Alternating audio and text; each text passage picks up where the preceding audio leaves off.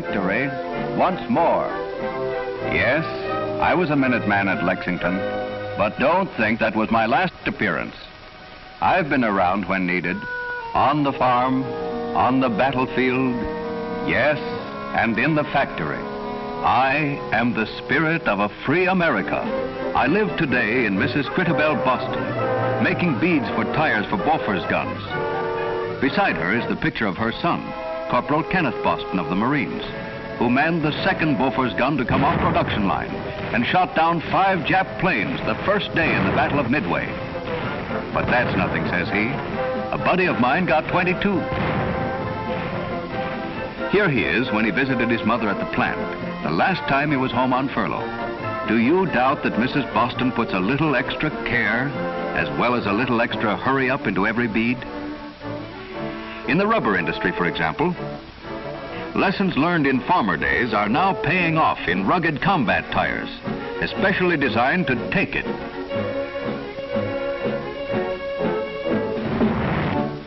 In mud, snow, or swamp, or heat of battle, like this tire for tank destroyers.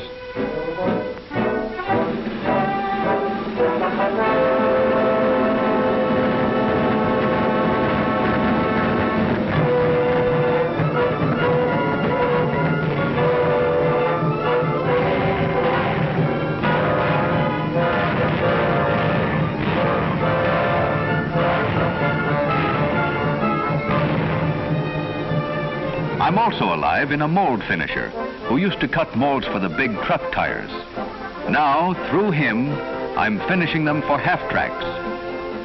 For us folks who are used to bonding rubber to metal, and with all our equipment, making tank tracks was a natural changeover.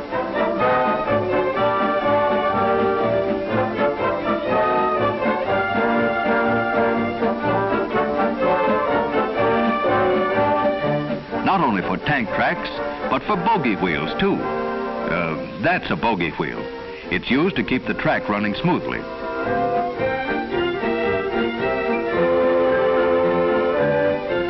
The same machines that used to make the industrial solid rubber tires on metal were soon forming the channels and putting on the treads for bogies.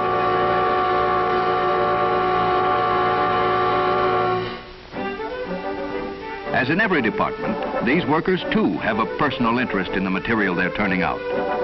Otis Hutchison has 4 sons in the service himself. One of them now commands a tank in Africa. 2 others are in truck and tire maintenance. The 4th's in the Signal Corps. Inspector Otto Puckett has a boy in the Marines someplace in the South Pacific, depending on these bogie wheels. So you tell me whether Dad isn't watching every one of them with the eye of an eagle. An American eagle. We've come to know tanks from top to bottom. We're making the tank turrets, too. A far stretch from rubber making, you say? Well, not so much when you remember that these machinists for years have been building the machines that build the tires. Metal workers we have among us, as well as rubber workers. And speaking of hasty shiftovers, one day these presses were making beverage barrels. The next day they were making oxygen cylinders as pretty as you please. Stainless steel cylinders on the half shell.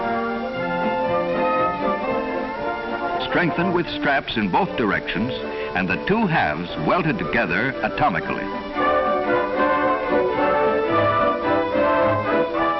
How I wish friend Paul Revere could see that. These are the cylinders that carry oxygen for our flyers and make possible our high-altitude bombers and fighters. I'm here, too, in the world's largest production of machine gun clips. More stamping machinery, formerly used for small metal parts on automobiles, changed overnight to making metallic belt links for 50 caliber machine gun cartridges, turning them out at the rate of thousands a minute. A simple little thing, yes. But did you know it took many years to learn to make them with a single stamping operation? And they must be accurate to the 1,000th of an inch. For that reason, they are each one inspected and re-inspected and carefully packed. You can count on these girls being careful. Many of them have husbands, brothers, or sweethearts somewhere at the front, whose lives may depend on one of these clips. They work like this. Just the links and the cartridges form a belt. The boys get quite proficient in throwing them together, sometimes in the heat of battle. And they go into the machine gun like this.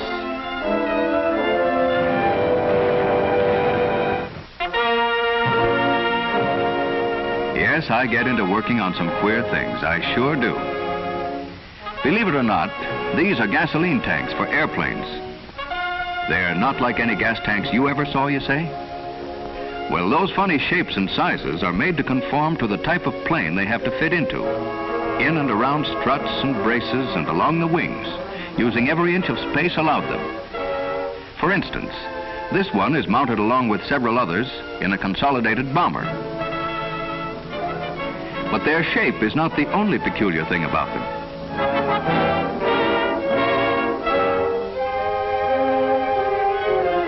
On the ground, the Army inspector fills the tank with gas, and then... I'll warrant you never saw a gas tank treated like this before. No, he didn't miss. The bullets went straight through it. Let's put the camera up close while we stand back and try it again. All right, let her go.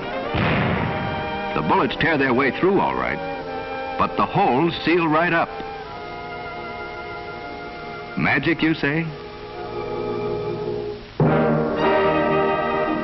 The kind that brings in a shot-up plane, like this one just back from Germany, with more than 500 bullet holes in her.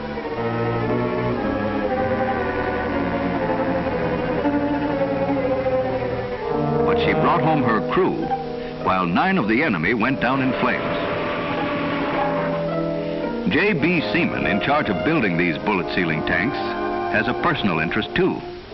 His son Norman, rising young scientist, worked on the development of these very tanks. He's using them now, flying with the Army Air Corps. Mrs. Phalia Smith, one of the builders, shows him a letter from her husband in naval aviation in Hawaii. If you could only see the swell job those big black gas tanks are doing and the lives they save, you'd see that your part in this war is just as important as mine. Another place I've been powerful busy is in the barrage balloon department. It takes all sorts of us and all sorts of pieces to make barrage balloons, from 50-foot oars to little tricky baffle strips, but they all must be cut as precise and proper-like as fine tailoring. And along that line, meet Edward Glass. For 36 years, he ran his own tailoring shop. But after Pearl Harbor, he got so mad he couldn't stand it. Too old for the Army, he brought his shears and his skill to Akron and pitched into balloon making. It takes 12 long gores and innumerable patch pieces to form the body of the balloon. When the seams are joined together, it's partially inflated. Here is one of the government inspectors about to crawl inside. Yep, our girls are even doing this now. Those special red glasses she's wearing are like those of our night fighters. They give you cat eyes, so you can see in the dark. The helper runs some of Thomas Edison's brightest light all over the outside, while the inspector inside watches for even the tiniest pinhole. Another gas bag nearing completion. Soon it will be ready to hang protectively over vital land objectives like this West Coast aircraft plant, or precious cargo ships in convoy as a guard against dive bombers. Naturally, ropes play an important part. And where there are ropes, you must have knots. Fastening ropes to the outside of a balloon on a mile-long pull isn't as easy as rolling off a log. But again, a professional appeared. Henry Longacre, old-time sailor and adventurer on the 7 seas. On a minesweeper in the First World War, he taught minesweeping crews for a while in this one. And then he came to Akron to supervise the knot tying for the balloons. To fasten the tie rings to the sides of the balloons, the ends of the webbings have to be individually frayed.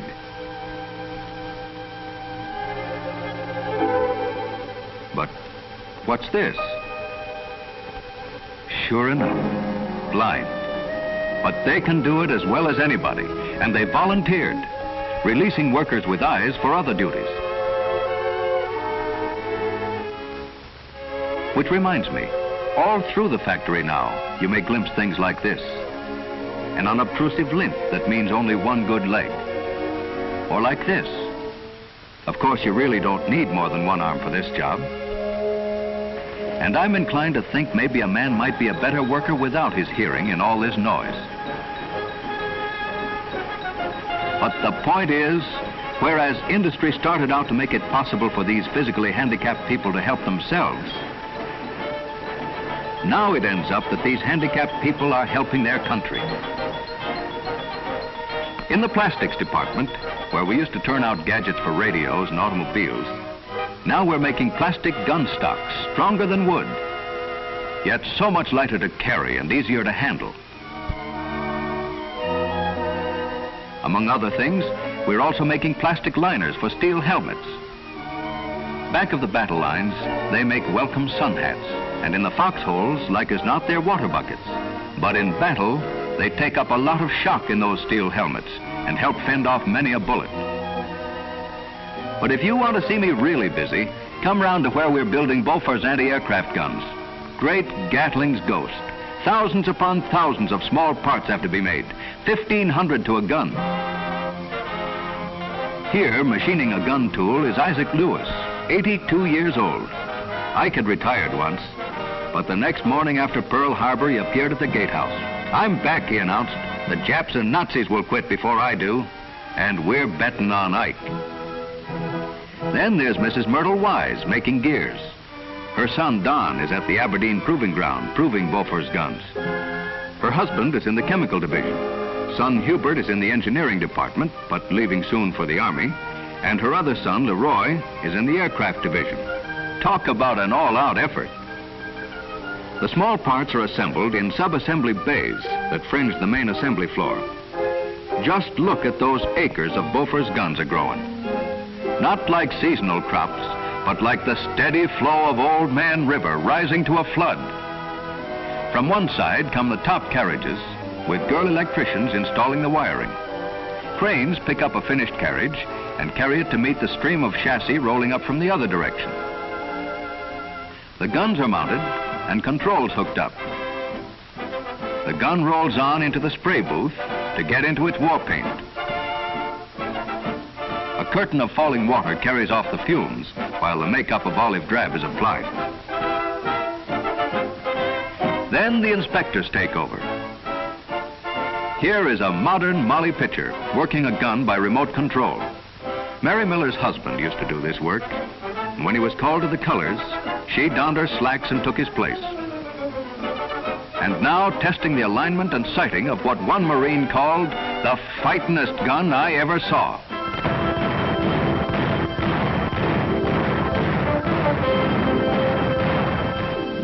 You'll find me in the flotation gear department, too, building pneumatic life vests, belts, rafts, boats, and pontons. These will be life belts with a self-contained cartridge of carbon dioxide to inflate them automatically when emergency arises. One of the few men in the department crimps the collars of the holder. One of the inspectors is Mrs. Vera Miller. Maybe you wonder why Mrs. Miller is so all-fired particular about what she stamps OK.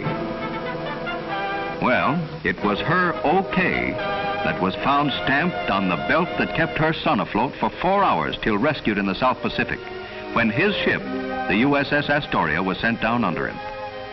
It was like having my mother's arms around me, he said. Here he is when he was furloughed home with his mother, visiting the department where she works. Now, do you wonder that Mrs. Miller is proud and happy on her job, and so doggone particular? A variation of the life-saving equipment made in this department is the life vest, or Mae Wests, I guess they call them. But I don't think she was the inventor. Another important piece of inflatable equipment is the one-man life raft for flyers and parachutists, commonly known as para-rafts.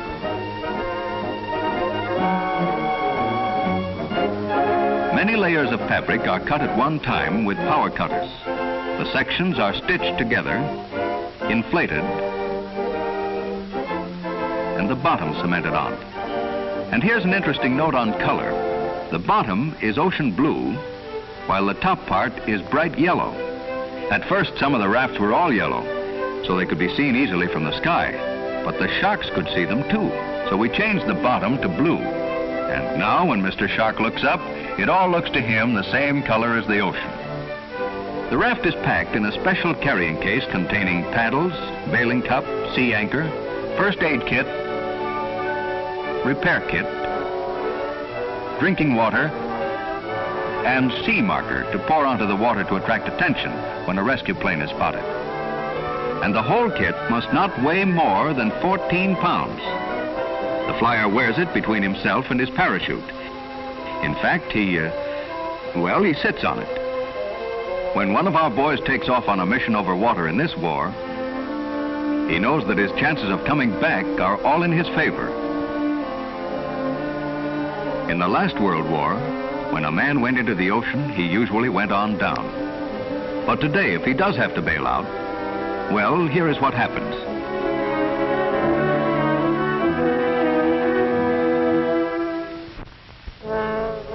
You note that his inflated life vest holds him up while he unpacks his para-raft.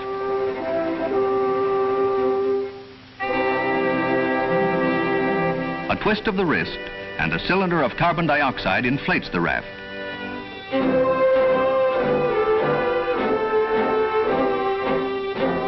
But this is only the smallest boat.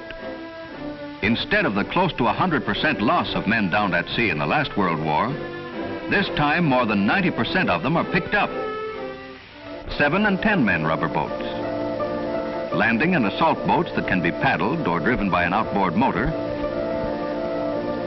and tremendous rubber pontons for emergency bridges.